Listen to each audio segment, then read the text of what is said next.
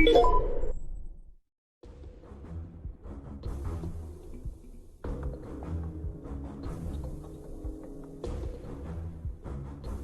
Amukti Palapa telah mengantar Majapahit ke gerbang kejayaan untuk pertama kalinya dalam sejarah, menjadi kerajaan yang paling disegani di seluruh Nusantara setelah sekian lama dihantui ancaman perang dan perpecahan.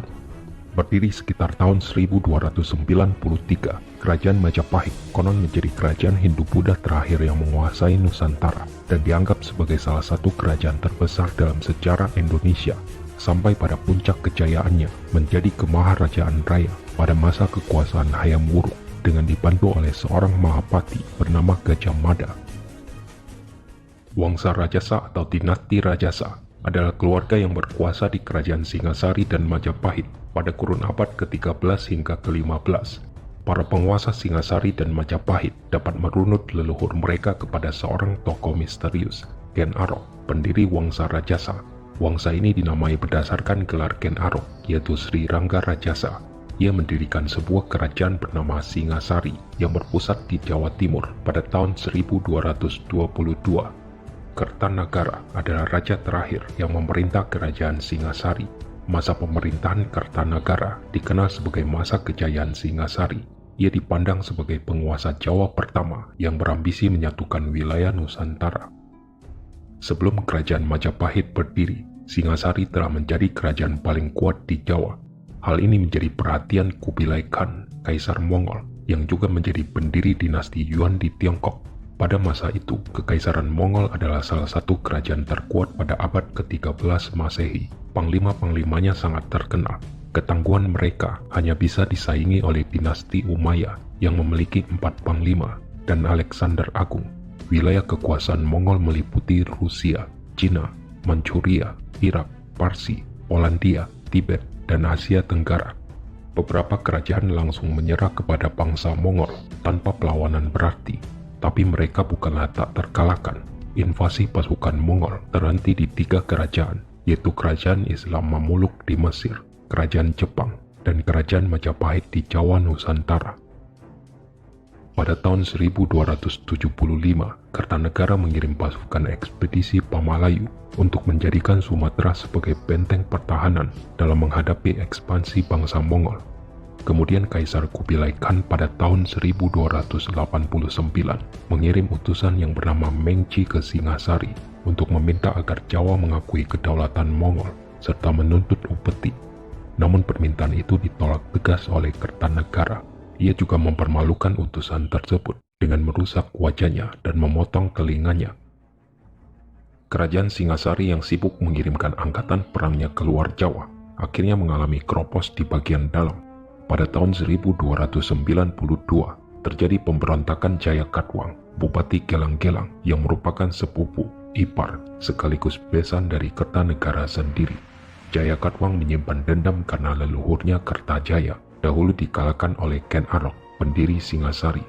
Suatu hari ia mendapat surat dari Arya Wiraraja yang berisi anjuran supaya Jayakatwang segera memberontak, karena saat itu Singasari sedang dalam keadaan kosong, ditinggal sebagian besar pasukannya keluar Jawa. Adapun Arya Wiraraja adalah mantan pejabat Singasari yang dimutasi ke Sumenep karena dianggap sebagai penentang politik Kertanagara. Jayakatwang mengikuti saran tersebut. Ia kemudian menggunakan strategi, yaitu dengan mengirim pasukan kecil yang kala itu dipimpin Jaran Kuyang untuk menyerbu Singasari dari arah utara.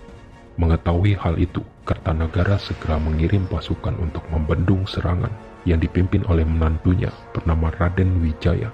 Pasukan Jaran Kuyang berhasil dikalahkan dengan mudah, namun sesungguhnya itu hanya bagian dari strategi Jayakatwang yang bersifat pancingan supaya pertahanan kota Singasari menjadi kosong. Lalu setelah itu, pasukan besar Jayakatwang menyerang Singasari dari arah selatan.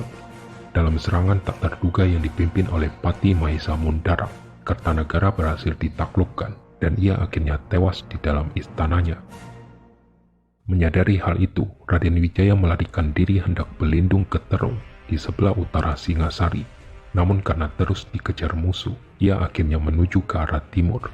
Dengan bantuan kepala desa Kudadu, Raden Wijaya berhasil menyeberangi Selat Madura untuk bertemu Arya Wiraraja. Pemberontakan Jayakatwang telah berhasil meruntuhkan kerajaan Singasari. Ia kemudian membangun kembali kerajaan Kadiri, namun hanya bertahan sekitar setahun.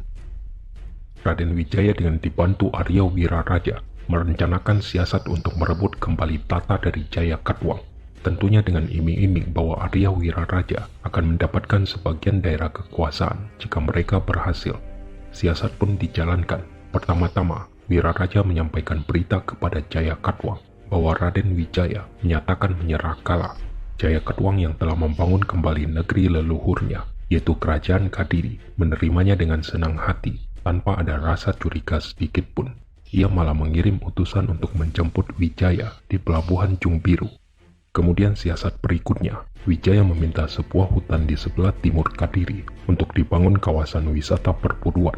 Tempat itu adalah hutan tarik yang berada di sebelah selatan Sungai Brantas. Jayakatwang akhirnya mengabulkan permintaan itu. Selanjutnya Wiraraja mengirim orang-orang dari Sumenep untuk membantu Raden Wijaya membangun hutan tersebut menjadi sebuah desa pemukiman. Konon salah seorang Madura menemukan buah maca yang rasanya pahit. Oleh karena itu, desa tersebut diberi nama Majapahit. Pada tahun 1293, pasukan Mongol sebanyak 20.000 orang yang dipimpin Ike Mese datang untuk menghukum Kertanagara yang telah berani menyakiti utusan Kubilai Khan pada tahun 1289. Mereka tidak mengetahui kalau ternyata Kertanagara sudah digulingkan kekuasaannya oleh Jayakatwang. Raden Wijaya memanfaatkan kedatangan pasukan Mongol ini untuk menghancurkan Jayakatwang. Ia pun mengajak Ike Mese untuk bekerja sama. Raden Wijaya meminta bantuan untuk merebut kembali kekuasaan dari tangan Jayakatwang, dan setelah itu baru ia bersedia menyatakan tunduk kepada bangsa Mongol. Berita persekutuan Raden Wijaya dan Ike Mese sampai ke telinga Jayakatwang. Ia kemudian mengirim pasukan Kadiri untuk menghancurkan mereka, namun pasukan itu justru berhasil dikalahkan oleh pihak Mongol. Selanjutnya gabungan pasukan Mongol dan Majapahit serta Madura bergerak menyerang Daha, ibu kota kerajaan Kadiri, sampai akhirnya Jayakatwang menyerah. Ia lalu ditawan di benteng pertahanan Mongol di ujung Galuh. Setelah Jayakatwang dikalahkan, Raden Wijaya meminta izin untuk kembali ke Majapahit, mempersiapkan penyerahan dirinya. Ike Mese memberi izin tanpa curiga. Sesampainya di Majapahit, Raden Wijaya membunuh para prajurit Mongol yang mengawalnya. Ia kemudian memimpin serangan balik ke arah Daha, di mana pasukan Mongol sedang berpesta kemenangan. Serangan mendadak itu membuat Ike Mese kehilangan banyak prajurit dan terpaksa menarik mundur pasukannya meninggalkan Jawa. Tanggal pasti yang digunakan sebagai tanggal kelahiran kerajaan Majapahit adalah hari penobatan Raden Wijaya sebagai raja, yaitu tanggal 15 bulan Kartika tahun 1215 Saka, yang bertepatan dengan tanggal 10 November 1293. Ia dinobatkan dengan nama resmi Kertarajasa Jayawardhana. Terdapat banyak informasi berbeda terkait asal-usul Raden Wijaya sebagai pendiri sekaligus raja pertama kerajaan Majapahit yang berpusat di Jawa Timur Indonesia. Sebenarnya Raden Wijaya adalah sebutan yang lazim digunakan untuk menyebut pendiri kerajaan Majapahit oleh para sejarawan. Nama ini terdapat dalam Pararaton atau Kitab Raja-Raja yang ditulis sekitar abad ke-15. Terkadang ditulis secara lengkap, yaitu Raden Harsa Wijaya. Namun berdasarkan bukti-bukti prasasti pada masa kehidupan Wijaya, yaitu abad ke-13 dan ke-14, pemakaian gelar Raden belumlah populer. Dalam kitab Nagara Kertagama, tertulis pendiri kerajaan Majapahit adalah Dia Wijaya.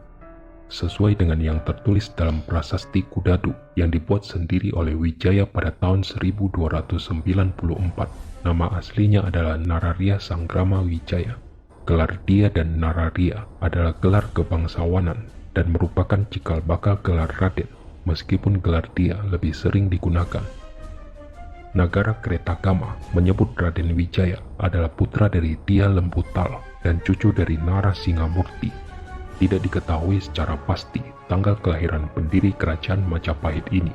Ia dikatakan menikah dengan 4 orang putri Kertanagara, yaitu Tribuaneswari, Narendra Duhita, Jayendra Dewi, dan Gayatri.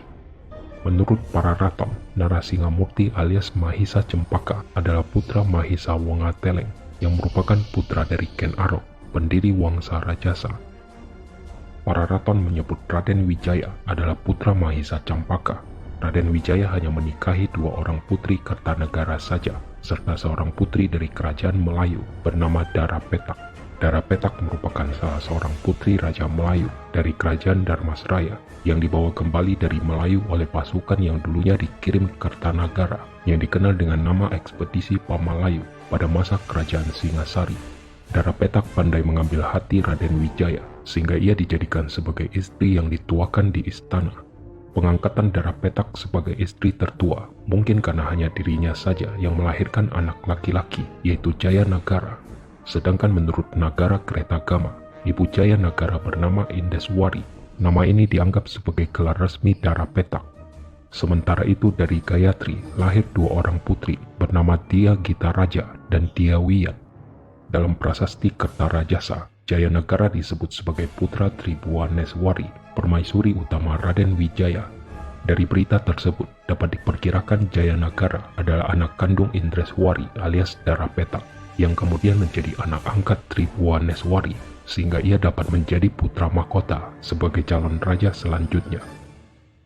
Sepeninggal pasukan Mongol pada tahun 1293, Kerajaan Majapahit berdiri dengan Raden Wijaya sebagai raja pertama. Tribhuwaneswari tentu saja menjadi permaisuri utama karena ia merupakan putri sulung dari Kertanagara. Dipisahkan pada saat Singasari runtuh akibat pemberontakan Jaya Katwang, Raden Wijaya hanya sempat menyelamatkan Tribhuwaneswari. Rombongan Raden Wijaya kemudian menyeberang ke Sumenep meminta pelindungan Arya Wiraraja. Dalam perjalanan menuju Sumenep, Tribhuwaneswari sering dibantu oleh Lembu Sora, abdi setia Raden Wijaya. Jika pasangan suami istri tersebut letih, Lembu Sora menyediakan perutnya sebagai alas duduk. Jika menyeberang rawa-rawa, Lembu Sora menyediakan diri menggendong Tribhuwaneswari. Ketika Raden Wijaya berangkat ke Kadiri dan pura-pura menyerah pada Jaya Katwang, Tribhuwaneswari tinggal di Sumenep. Baru setelah Raden Wijaya mendapatkan hutan tarik untuk dibuka menjadi desa Majapahit, Tribhuwaneswari datang dengan diantar Ranggalawe, putra Arya Wiraraja. Dalam memerintah Majapahit, Wijaya mengangkat para pengikutnya yang dulu setia dalam perjuangan. Nambi diangkat sebagai Pati Majapahit, Lembu Sora sebagai Pati Daha, Arya Wiraraja dan anaknya Ranggalawe sebagai Pasunggahan. Pada tahun 1294, Wijaya juga memberikan anugerah kepada pemimpin desa Kudadu yang dulu melindunginya saat pelarian menuju Madura. Kemudian pada tahun 1295, seorang tokoh licik bernama Mahapati menghasut Ranggalawe untuk memberontak. Pemberontakan ini dipicu oleh pengangkatan Nambi sebagai Pati dan menjadi perang saudara pertama yang melanda Majapahit. Setelah Ranggalawe tewas, Wiraraja mengundurkan diri dari jabatannya sebagai Pasungguhan. Ia menagih janji Wijaya tentang pembagian wilayah kerajaan. Maka sejak saat itu, wilayah kerajaan pun hanya tinggal setengah, di mana yang sebelah timur dipimpin oleh Wiraraja dengan ibu kota di Lumajang. Pada tahun 1300, terjadi peristiwa pembunuhan Lembu Sora. Dalam pemberontakan Ranggalawe, Sora memihak Majapahit.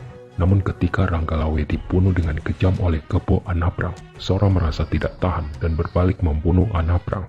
Peristiwa ini diungkit-ungkit oleh Mahapati sehingga terjadi suasana perpecahan. Pada puncaknya, Sora dan kedua kawannya, yaitu Gajah Biru dan Jurudemo, tewas dibantai kelompok Nambi di halaman istana. Setelah memerintah selama 16 tahun, Raden Wijaya meninggal pada tahun 1309. Ia dimakamkan di Antapura dan didarmakan di Simping. Raden Wijaya digantikan putranya Jaya Nagara sebagai raja penerusnya. Sangsaka Getageti atau Sangsaka Gula Kelapa adalah sebutan bagi bendera kerajaan Majapahit.